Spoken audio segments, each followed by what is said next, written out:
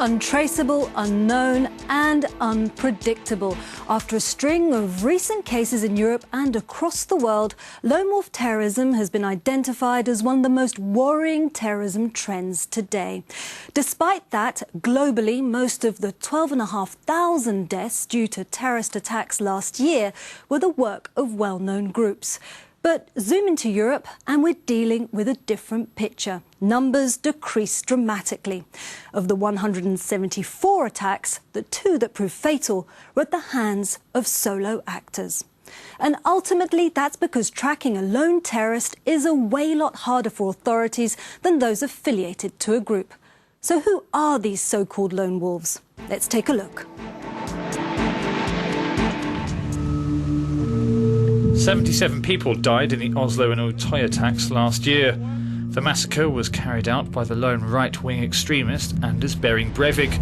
Although not a new phenomenon, lone wolf terrorism was suddenly thrown into the spotlight. American authorities have warned this is a major threat. Alain Bauer, professor and researcher in criminology in Paris, New York and Beijing, profiles this kind of solo assailant. Generally, in a criminal and terrorist point of view, lone wolves are isolated individuals that engage themselves alone without any command or logistical support.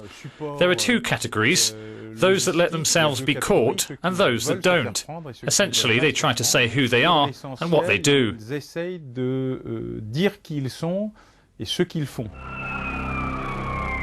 On the other side of the ideological divide, there's also evidence to show that Al-Qaeda has encouraged these types of actions.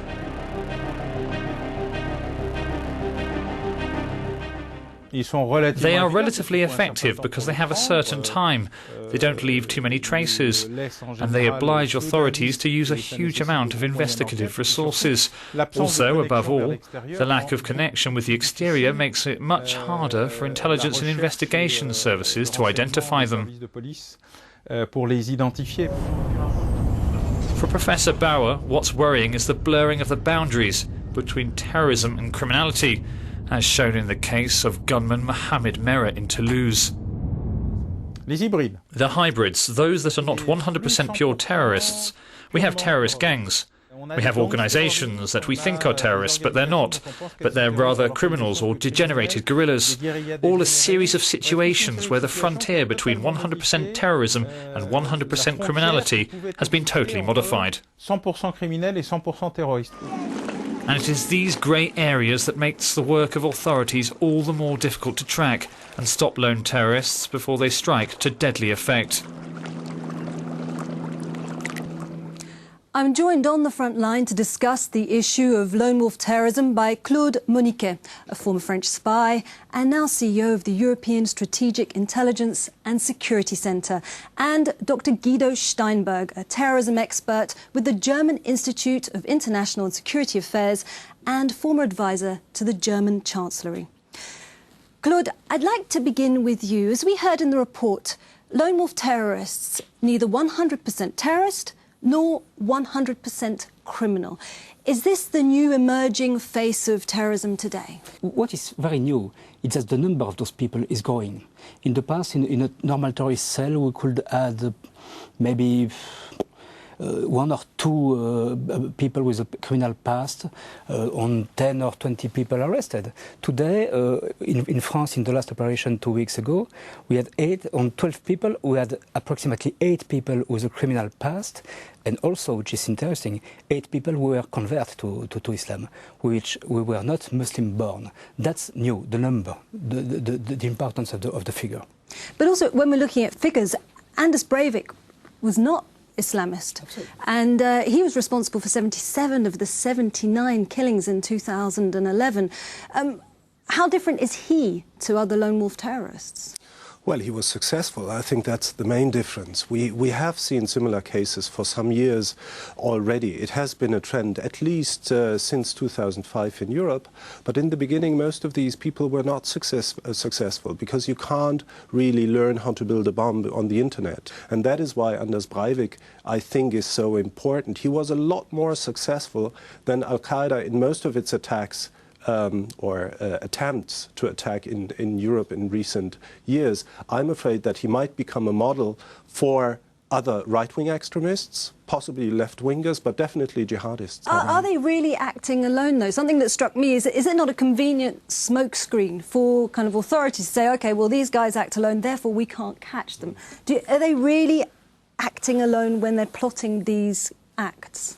Not in all cases, and I have my doubts. In many cases, we had the suitcase bombers in Germany who failed to detonate a bomb in two German trains in July 2006, who were connected to, at least indirectly, to Al-Qaeda in Iraq through relatives in Lebanon. I have my doubts about the Mohammed Merah case, and I would not be surprised if the French authorities, in this case, of course, are extremely nervous, because if this came out, it would tell us something about mistakes. So Al-Qaeda, in its magazine Inspire, has called on its militants to act as individuals, as lone wolves. But is that more out of desperation because they're feeling, they're feeling the strain now because their operations are being dismantled, or is it is it a good tactic? I think it's both. It's desperation because, of course, Al-Qaeda's stricto sensu is just cornered today in the AfPak region, Afghanistan, Pakistan. It is very difficult for them to move and to do things. Approximately three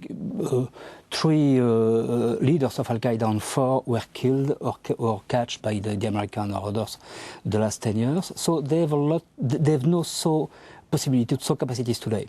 So they are desperate, but in the same time, I think they understood something very important. They understood that they haven't to train people, to spend money, to attract the people to Iraq, Afghanistan, Pakistan, to train them for months and send them back in Europe. They could find in Europe a very easy manpower in the suburbs with people who are desperate, who have personal accounts to settle with Europe because they fail their integration, they feel rightly or wrongly that they are excluded from the society. And those people, with just a little push, could be driven to action. Proportionately, there's been in Europe, I think, less kind of Muslim terrorism than other forms, isn't that correct? I'm not so sure. If you look to the numbers, the figures since 2001, thousands of people were at moment or another arrested in Europe for offences linked to Islamist terrorists. Most of them were released, but we have hundreds of people in jail today in Europe for Islamist terrorist-related offences. So I think we have a lot of dangerous people, of bad guys. Okay. And in terms of radicalisation, a lot of it doesn't only take place by individuals going to training camps. A lot of it's taking place in terms of the internet, and we hear about electronic jihad and things like that. Is enough being done to counter that? Is it possible to counter that? It is very hard, but I think that's a crucial question, because I think that lone wolf terrorism and the internet are connected. Because otherwise, how do you get the ideas? I mean, this is how in most of these cases where we know that people have acted independently or relatively independent from a larger organization, the internet played a huge role, especially videos that these people saw. For example, the case of the German Kosovar who killed 2 American soldiers on Frankfurt Airport in March 2011. He was exclusively radicalized through the internet, and there is nothing you can do to eradicate the presence of these materials on the internet. Counter-terrorism isn't really following up then with the threat that we're facing. I think we are certainly not at our best. That's very clear. But I don't will be so negative about the work of the intelligence and security services in Europe. We did a lot. If we look to the figures once again, since 10 years, probably 30 or 40 important terrorist attacks were avoided in Europe due to the work of intelligence, police and justice. That's not so bad.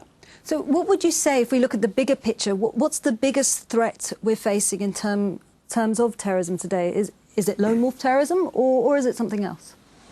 No, I think it's still organized jihadist activity, but I would always, at the same time, I would always insist that that is not the important question, because we have to fight the whole spectrum. Absolutely. And some countries, including Germany, have forgot about fighting parts of the spectrum because they focused on the jihadists after September 11.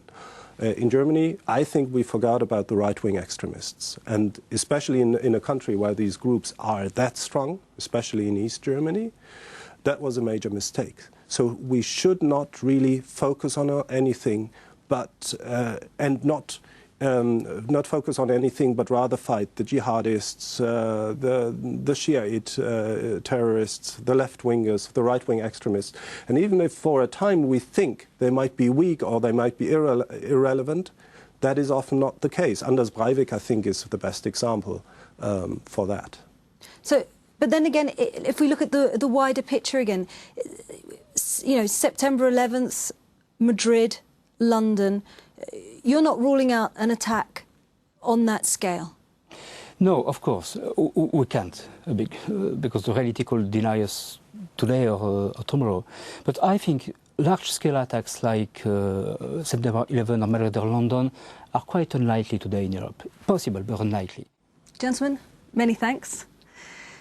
While the focus of our discussion has been primarily lone wolf terrorism, there's nothing to rule out, as we've been hearing, the possibility of a large-scale terrorist attack in Europe. But our continent has so far been spared the devastation experienced in countries like Afghanistan, Iraq and Pakistan, who combined account for 8,500 terrorism deaths last year. But let's try and end on a slightly brighter note. Globally, attacks have dropped by about 12%. So that's all for this edition of On The Frontline. We're active on social media and keen to hear your comments and thoughts.